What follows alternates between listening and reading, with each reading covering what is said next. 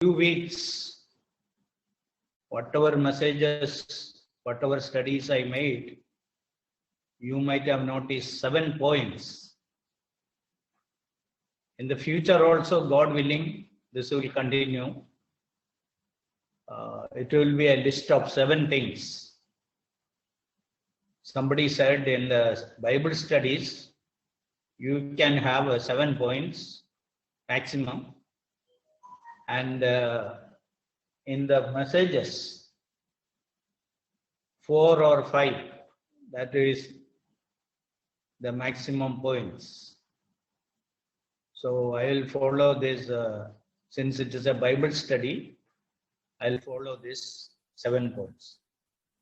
Last week we have seen the 7 utterances, 7 sayings of Christ from the cross. यीशु ने क्रूस से कहा हुआ 7 बातें हम देखा. आज हम वचन से देखेंगे 7 things Jesus said after his resurrection. यीशु मसीह पुनरुत्थान के बाद अपने शिष्यों से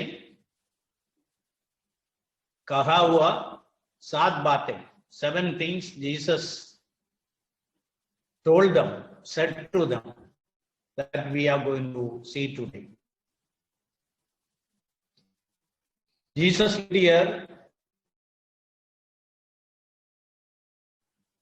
and during those 40 days, he repeatedly appeared to his disciples, and he wanted to confirm that his resurrection is very, very real.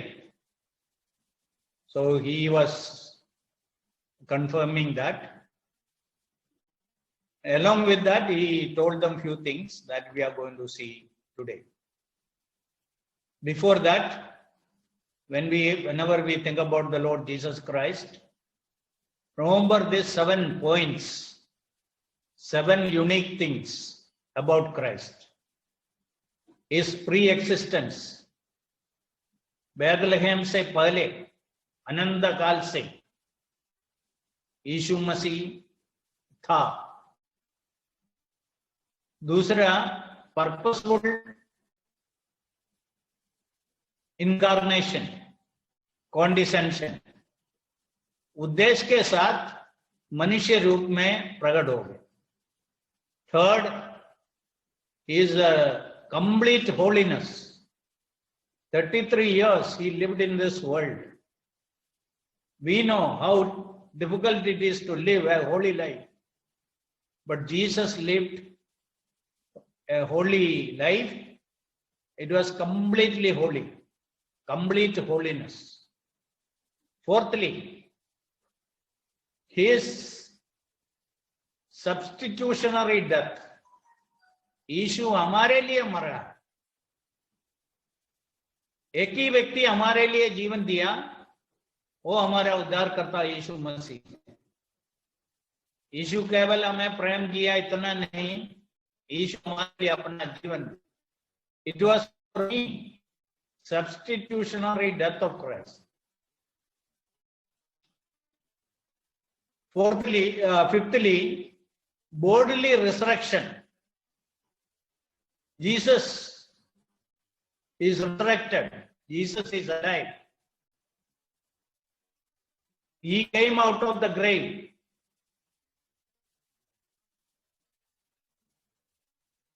And he is alive. Bodily resurrection. Then sixthly, bodily ascension. Going back to heaven, which he has received at the time of his birth. Finally, promise of his return. आने वाला वापस आने का वायदा. So whenever you study about Christ, these 7 points, 7 unique things, you should remember. So today we have to consider after his bodily resurrection, before his bodily ascension, what did he say to his disciples? That is what we are going to consider. First verse, Matthew's Gospel, chapter 28, verse 10. तब यीशु ने उनसे कहा जी, तब यीशु ने उनसे कहा, मत डरो, मेरे भाइयों से जाकर कहो कि गलील को चले जाएं, वहां मुझे देखेंगे। ओके, इधर यीशु मसीह अपना शिष्यों से बोला, डरो मत। शिष्यों से नहीं है, वो जो स्त्रियां कब्र के पास आया, काली कब्र देखा और यीशु उस कब्र के अंदर नहीं था, निराशित होके, दुखित होके, भय इसलिए था अभी आगे क्या हो जाए इसके बारे में उनके मन में बहुत संदेह और आए। इसलिए यीशु मसीह समझ लिया इन लोग बहुत भयभीत है, इसलिए प्रभु आके बोला, डरो मत। ये बाइबल हम पढ़ेगा तो बाइबल के अंदर बहुत बार ये शब्द है, प्रभु अपने लोगों से कहते हैं डरो मत। इस दुनिया में हम भयभीत होने वाला, डरने वाला बहुत बातें हैं। इसलिए इसके बीच में प्रभु हमसे कहना चाहते हैं, परिस्थिति कुछ भी हो, समस्या कुछ भी हो, उधर प्रभु हमको कहना चाहते हैं डरो मत। और एक प्रभु का दास ऐसा बोला है, there are 365 times this fear not, डरो मत is repeated in the Bible. That means every day of the year God wants to tell every day a new fear not, क्योंकि उतना हमें भय देने वाला, डराने वाला बातें इस दुनिया में है। So the Lord wants to tell us, fear not. So we will read 2-3 verses. Isaiah chapter 43 verse 1.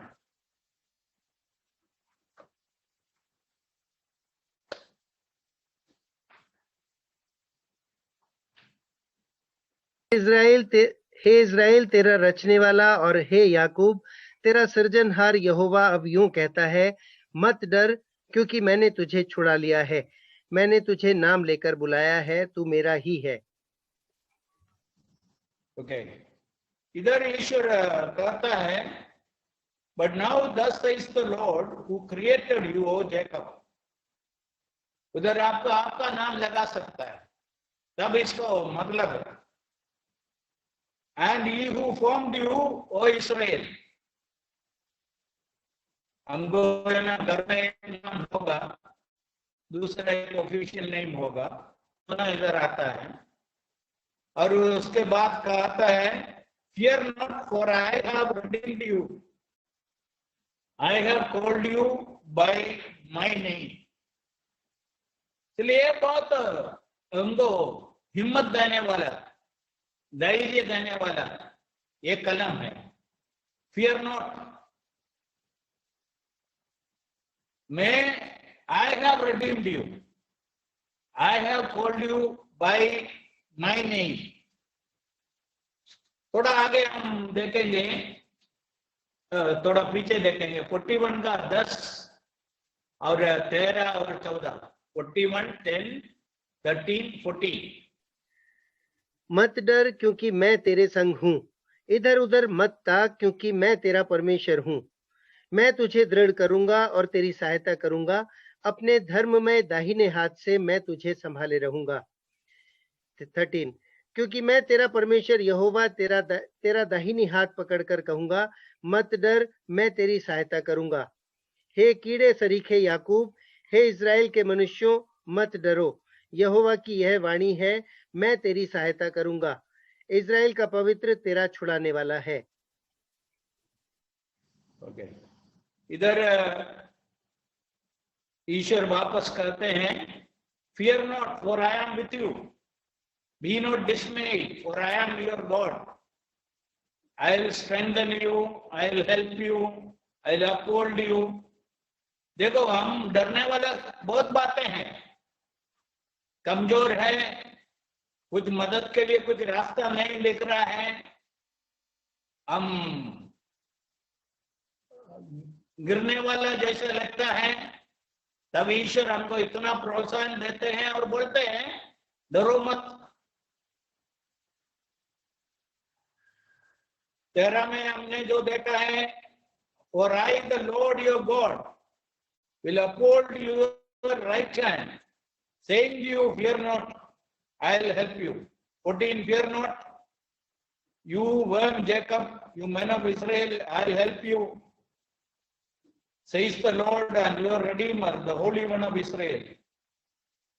इसलिए ईश्वर इधर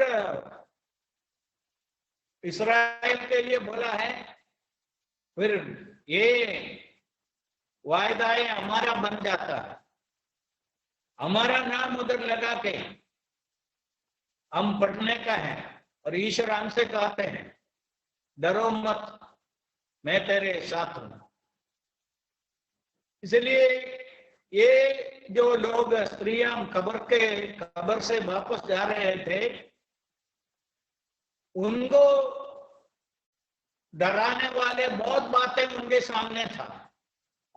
पिछले 3 दिवस उनके लिए बहुत तकलीफ वाला समय था। यीशु का अरेस्ट हो गया, उनका क्रूसिफिक्शन हो गया, और अभी उसका शरीर जिधर में रखा था उधर नहीं है।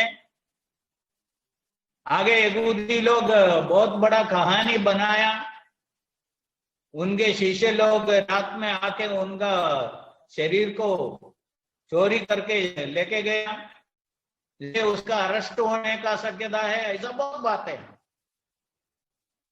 ये उनके लिए है। हमारे जीवन में भी हमें डराने वाले बहुत बातें हो, हमको देखना है क्या बातें हमें डराते हैं, और हम समझना है ये कोई भी बात हो, however difficult and hard, probably in human thinking, we cannot find a solution to these problems. But God has His own way of helping. He says that I will hold your right hand. And I am saying to you, fear not. I will uphold you, I will help you, I will be with you.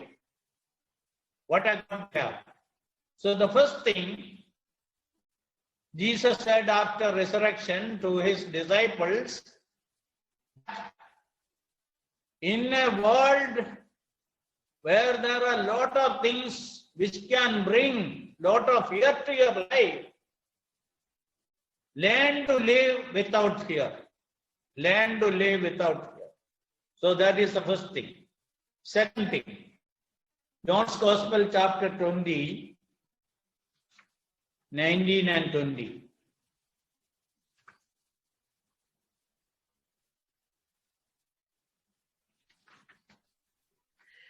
उसी दिन जो सप्ताह का पहला दिन था, संध्या के समय जब वहां के द्वार जहां चेले थे यहूदिया के डर के मारे बंद थे, तब यीशु आया और उनके बीच में खड़ा होकर उनसे कहा, तुम्हें शांति मिले।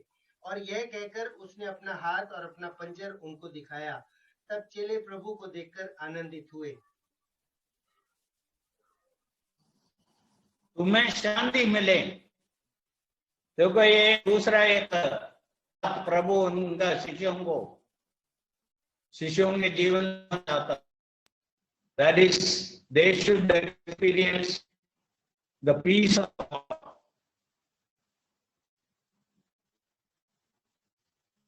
जैसा मैं बोला, पिछले 2-3 हफ्ता का बाद, दिवसों बाद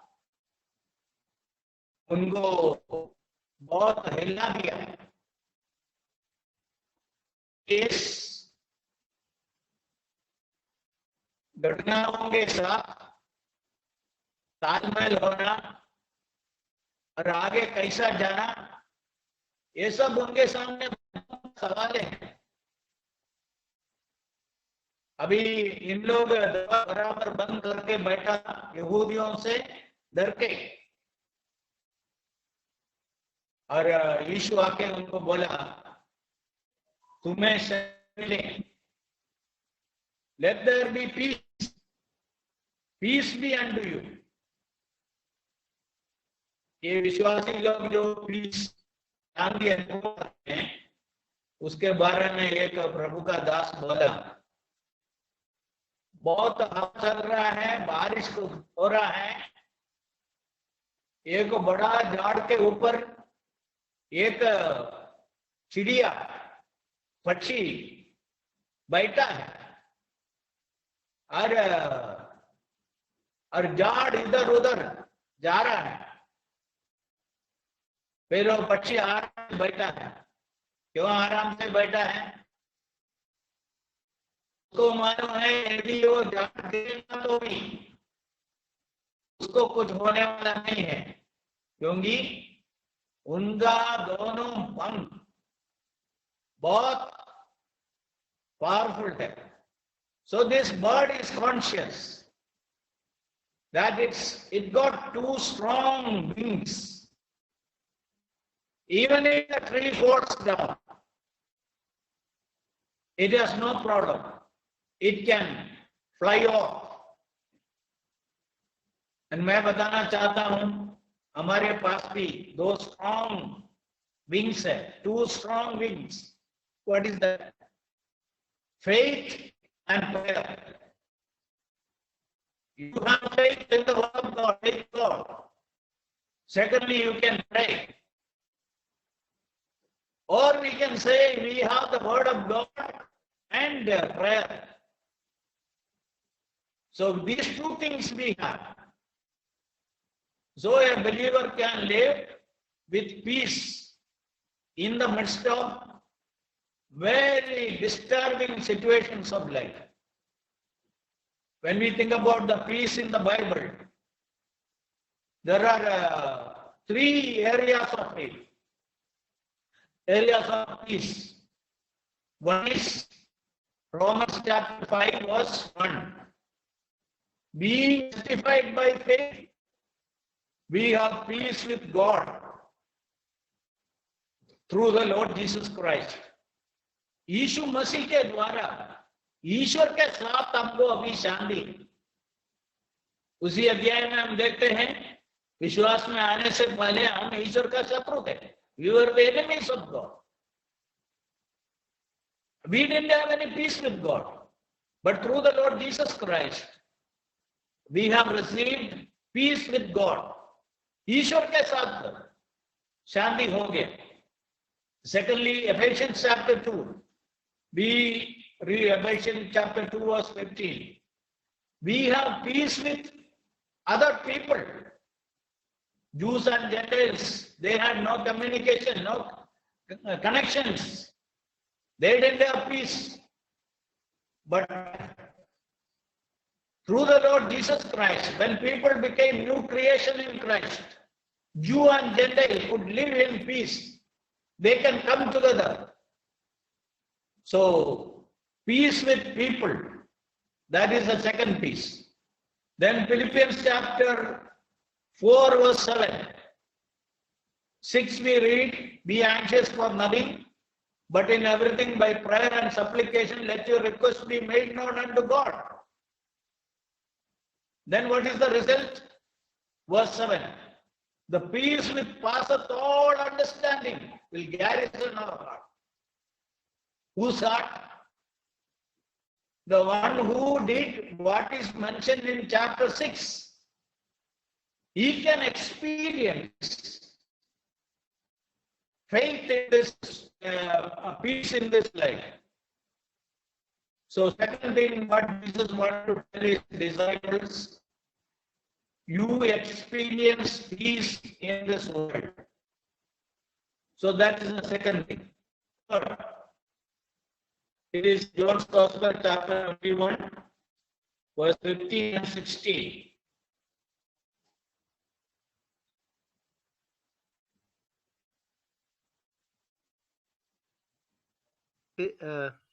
Brother, can you repeat?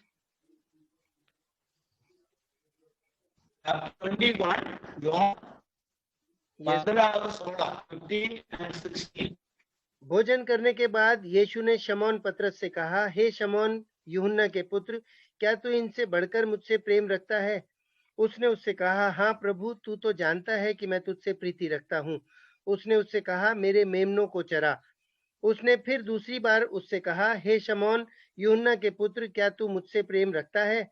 उसने उससे कहा, हाँ प्रभु, तू जानता है कि मैं तुझसे प्रेम रखता हूँ। उसने उससे कहा, मेरी भेड़ों की रखवाली कर। ओके, इधर यीशु मसीह पतरस से कहा है, यदि तुम मुझसे प्रेम करता है तो ये दो बातें तुम कर, मेरा भेड़ों की रखवाली कर, मेरा मेमनों का रखवाली कर, उनको चला। दो बातें प्रभु बोला, फीड माय लैम्स,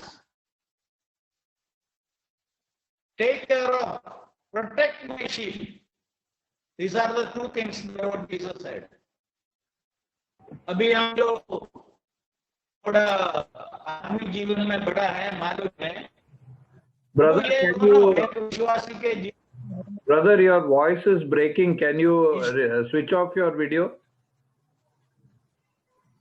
या अभी यीशु मसीह इधर जब इस दुनिया में था, मत्ती गॉस्पेल मत्ती का सुवार्ता 11वां अध्याय में 28 कलम में ऐसा बोला, ये सब परिश्रम करने वाले बोझ से देवे हुए लोगों, तुम सब मेरे पास आओ, मैं तुमको विश्राम दूंगा। उसके बाद क्या बोला, मुझसे सीखो। इसलिए यीशु मसीह के पास आके एक व्यक्ति पाप का बोझ से उद्धार पाने के बाद उसको क्या करना है, प्रभु से सीखने का है। इसलिए खाली विश्वास किया, उधर आत्मिक जीवन पूरा नहीं होता है, वो शुरुआत है, आत्मिक जीवन का शुरुआत है। फिर हमको आगे बढ़ने का है, सीखने का है। ये प्रभु अपना शिष्यों को देखे, मत्ती 28 में, उसमें हम वापस आने वाला हैं, 28 में बोला, इसलिए तुम जाओ, सबको सिखाओ। ले ऑर्डर बाइबल में हम बहुत जगह में देखते हैं, पहले जो लोग अभी तक प्रभु के पास नहीं आया, उनको प्रभु अपने पास बुलाता है, मेरे पास आओ, पाप का क्षमा पाओ, विश्राम पाओ, अनंत जीवन पाओ, इसके लिए बुला रहा है। फिर जो आया, अनंत जीवन पाया, पाप का क्षमा पाया, नया जन्म पाया, उनको प्रभु कहता है अभी सीखो मुझसे। ऐसा सीखते हुए लोगों को थोड़े समय सीखने के बाद प्रभु उनको बोलता है, तुम जाके दूसरों को सिखाओ। और इधर पतरस को प्रभु बोलना चाहते हैं, ये 3.5 साल मैं तुमको मेरे साथ इसलिए रखा, वापस मच्छी पकड़ने के लिए जाने के लिए नहीं। ये 3.5 साल मैं तुमको ऐसा ट्रेनिंग दिया, ऐसा तैयारी किया, तुमको सिखाया।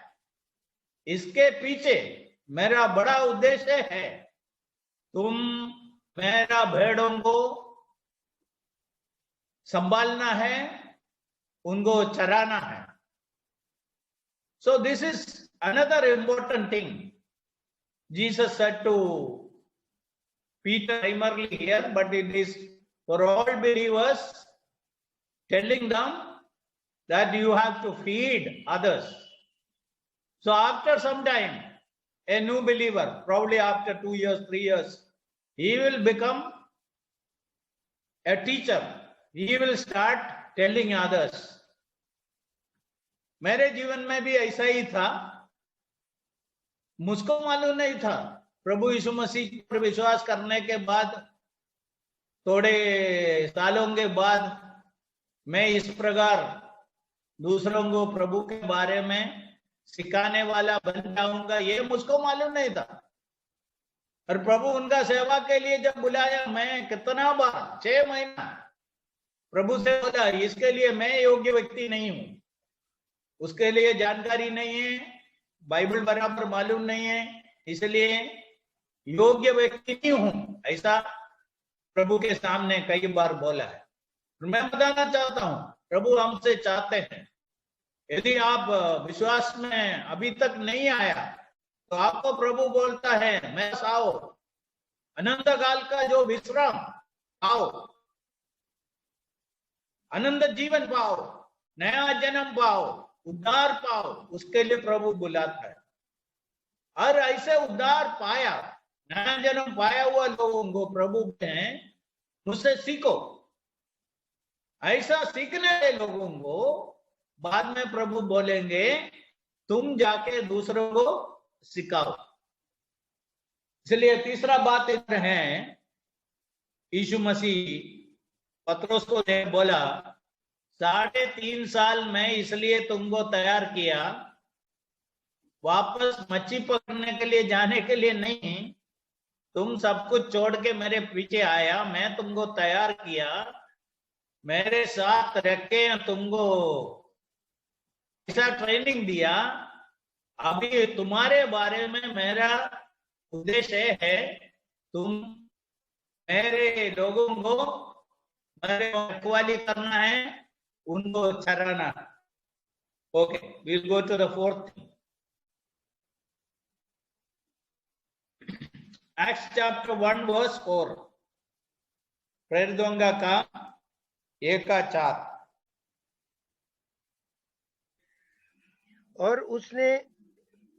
और उनसे मिलकर उन्हें आज्ञा दी, यरूशलेम को ना छोड़ो, परंतु पिता की उस प्रतिज्ञा के पूरे होने की बाट जोते रहो, जिसकी चर्चा तुम मुझसे सुन चुके हो.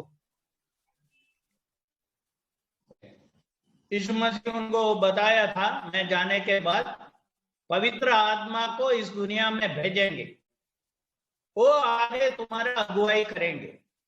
ये यूहन्ना 14, 15, 16 में यीशु मसीह अपना शिष्यों को पहले से सिखाया था, बताया था, मैं तुमको अनाथ नहीं छोड़ूंगा, मैं स्वर्ग में वापस जाने के बाद पवित्र आत्मा को भेजेंगे. इसलिए इधर प्रेरणा का 1:4 में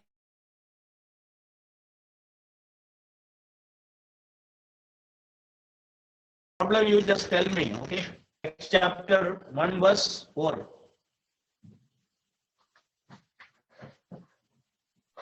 और उनसे मिलकर उन्हें आज्ञा दी, यरूशलेम को न छोड़ो, परंतु पिता की उस प्रतिज्ञा के पूरे होने की बाट जोते रहो, जिसकी चर्चा तुम मुझसे सुन चुके हो. Yeah.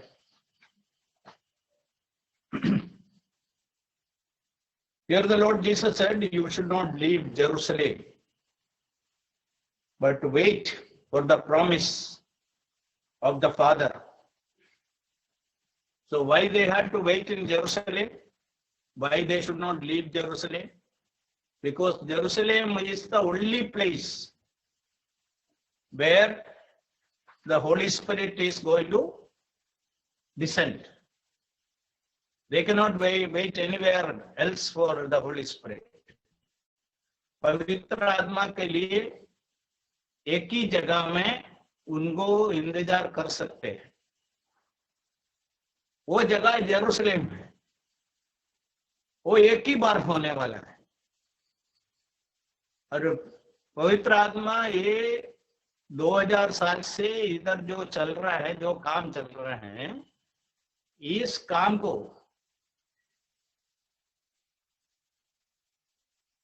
आगे बढ़ाने के लिए इस पृथ्वी में उतर के आया है. वो यरूशलेम में आया.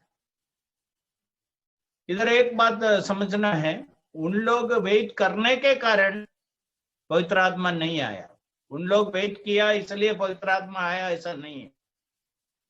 पवित्र आत्मा आ रहा था, आने वाला था, इसलिए उनको वेट करना था। इसलिए प्रभु यीशु मसीह बोला, यरूशलेम मत छोड़ना, यरूशलेम में ही रहना। जब तक पवित्र आत्मा नहीं आया तब तक वेट करना। वो कितना दिन है उनको कुछ बताया नहीं, इसलिए उन लोग यरूशलेम में इकट्ठा होके प्रार्थना पूर्वक बैठा था। 10 दिन के बाद पवित्र आत्मा आया। इसलिए यीशु मसीह उनको बताया, ये यरूशलेम में ही पूरा इंतजार करके तैयारी के साथ वे करने का। इधर एक बहुत इंपॉर्टेंट बात हमको समझने का है। Today there are some tarrying meetings, people called tarrying meeting, waiting for the Holy Spirit. Today there nobody can wait for the Holy Spirit. Holy Spirit is already here. He come here to be with the church as long as the church is here in this world. जब तक मंडली इधर होगा तब तक मंडली के साथ रहने के लिए आया है। इसलिए यरूशलेम जैसा जगह में पवित्र आत्मा उतर के आया। उन लोग उस दिन ये अनुभव किया, महसूस किया। इसलिए तो बोला यरूशलेम मत छोड़ना। Is it clear? Yes, brother. Very clear. Yes, uncle. अच्छा आ रहा है। Okay. Thank you. Then same chapter 1 verse 8.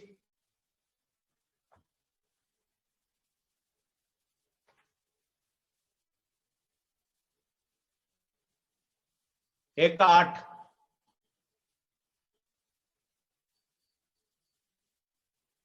परंतु जब पवित्र आत्मा तुम पर आएगा तब तुम सामर्थ पाओगे और यरूशलेम और सारे यहूदिया और सामरिया में और पृथ्वी के छोर तक मेरे गवाह होगे।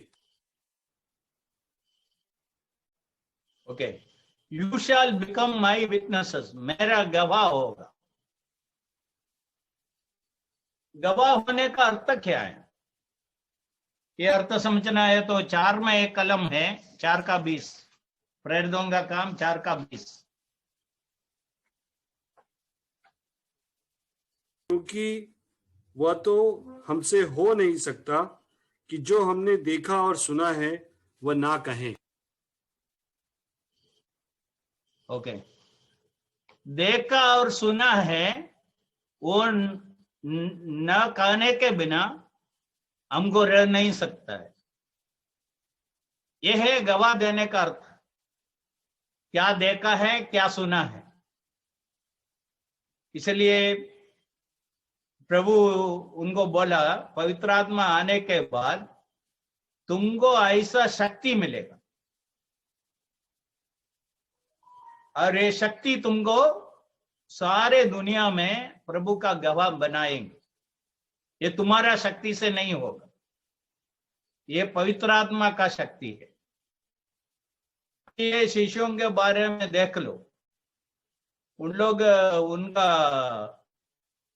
सीमित जगह उनके देश में, उसके बाहर क्या है ऐसा लोग नहीं है।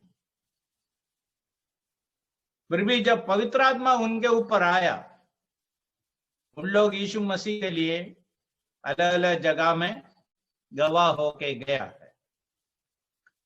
इधर एक ऑर्डर भी है, पहले यरूशलेम में, बाद में यहूदिया में, फिर सामरिया में, जगत का अंत तक।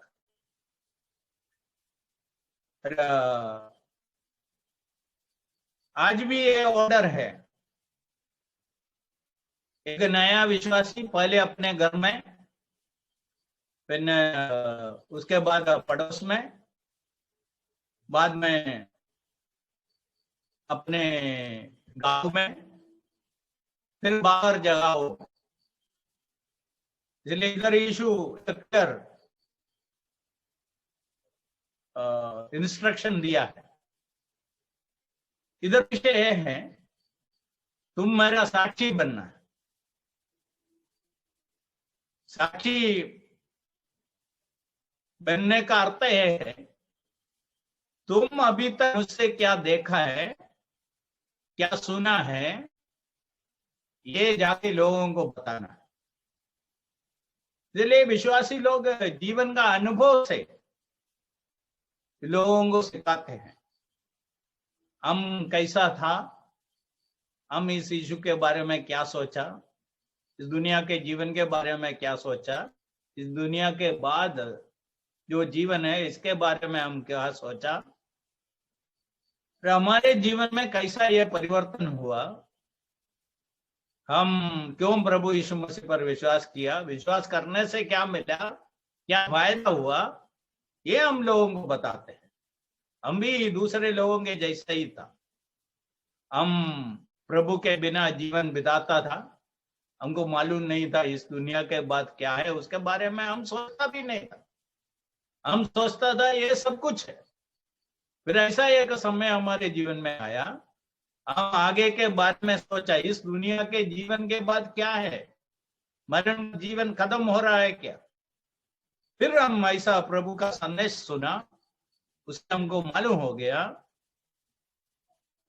पाप का परिणाम क्या है, स्वर्ग क्या है, नरक क्या है, ईश्वर कौन है, शैतान कौन है, ये सब हम समझ लिया।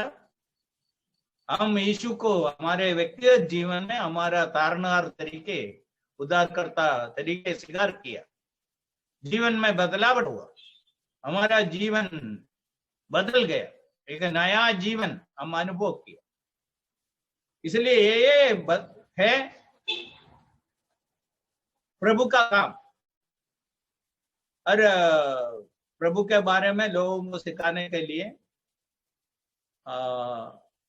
बहुत ज्यादा जानकारी का जरूरत नहीं है, और हमारा अनुभव से हम बोलने का है। Okay, that is the fifth thing. छठवा बात है Matthew 18, 19 and 20. Matthew chapter 28, 18 to 20. यीशु ने उनके पास आकर कहा, स्वर्ग और पृथ्वी का सारा अधिकार मुझे दिया गया है, इसलिए तुम जाओ, सब जातियों के लोगों को चेला बनाओ और उन्हें पिता और पुत्र और पवित्र आत्मा के नाम से बपतिस्मा दो, और उन्हें सब बातें जो मैंने तुम्हें दी है मानना सिखाओ, और देखो मैं जगत के अंत तक सदा तुम्हारे संग हूँ।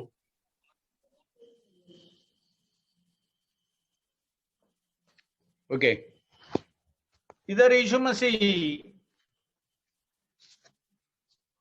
अपने शिष्यों को वो आखिरी आज्ञा दे रहा है। वो जाने से पहले आखिर में उनको क्या बता के गया, बोला स्वर्ग और पृथ्वी में सारा अधिकार मुझको मिला है, इसलिए तुम जाओ, जाके क्या करना है, सबको मेरा शिष्य बनाओ। इसलिए पहला प्रभु अपना शिष्यों से चाहता है, यू गो माई गो, इसलिए जाओ। किस लिए? 18 में जो बोला है, स्वर्ग और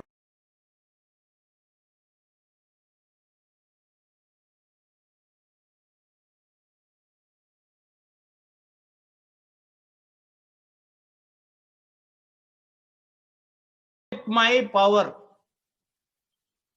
मेरा अधिकार के साथ जाओ। Secondly, go with my programme, not our programme, my programme, Jesus programme, यीशु का प्रोग्राम है। क्या प्रोग्राम है? जाके सबको मेरा शिष्य बनाओ। जो शिष्य बन गया उसको पिता पुत्र पवित्र आत्मा के नाम में बपतिस्मा दे दो। उसके बाद मैं जो कुछ तुमको सिखाया उन लोग पालन करने के लिए उनको भी सिखाओ। So go with my programme, this is God's programme. ये हमारा प्रोग्राम नहीं है। इसलिए हमारा ईश्वर हमको दिया हुआ प्रोग्राम ये है, जाके सबको यीशु का शिष्य बनाना। हमारा शिष्य नहीं है, धर्म परिवर्तन करने के लिए नहीं बोला है, यीशु का शिष्य बनाने के लिए बोला। शिष्य बनने के बाद उनको पिता पुत्र पवित्र आत्मा के नाम में बपतिस्मा देना, और साथ साथ जो कुछ मैं तुमको सिखाया वो उनको भी सिखाओ। जैसा मैं पहले बोला, यीशु जब लोगों को अपने पास बुलाया, उनको पाप का क्षमा देने के बाद उनको सिखाया, आज भी सिखाते हैं। बाद में उनको ही बोलेंगे, अभी तुम सीख लिया, जो कुछ सीखा है जाके दूसरों को सिखाओ। सो यीशु बता रहा है, go with my power, then secondly go with my programme, then the last thing we see in the last verse, verse 20, behold, I am with you always, go with my presence. ये सातों बातें हैं यीशु का, मैं सदाकाल तेरे साथ हूं। कौन ऐसा बोल सकता है? इधर एक प्रभु का दास बताया, जीवन का अनुकूल प्रतिकूल परिस्थितियों में, अच्छे समय में बुरे समय में, सारा समय जगत का अंत तक मैं तेरे साथ हूं। इसलिए हम ऐसा एक प्रभु पर विश्वास करते हैं, वो सर्वदा हमारे साथ रह सकता है। जैसा ये सूर्य कितना हजारों किलोमीटर दूर खड़ा होगा, फिर भी हम सुबह उसका हाजिरी महसूस करते हैं, और पूरा दिन हम उसका हाजिरी महसूस करते हैं। अभी ये सूरज को बनाने वाला सर्वशक्तिमान ईश्वर कहते हैं, सर्वव्यापी ईश्वर कहते हैं, देखो मैं सर्वदा तेरे साथ हूं। इसलिए सातों बातें हैं, यीशु मसीह अपना हाजिरी का वायदा, the presence of the Lord, behold, I am with you always. And no human being can say that.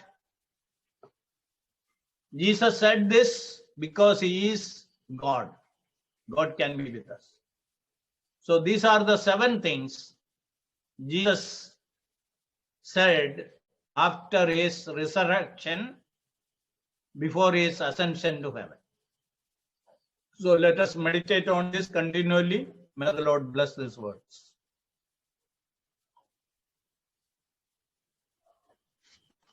हम अभी प्रार्थना के लिए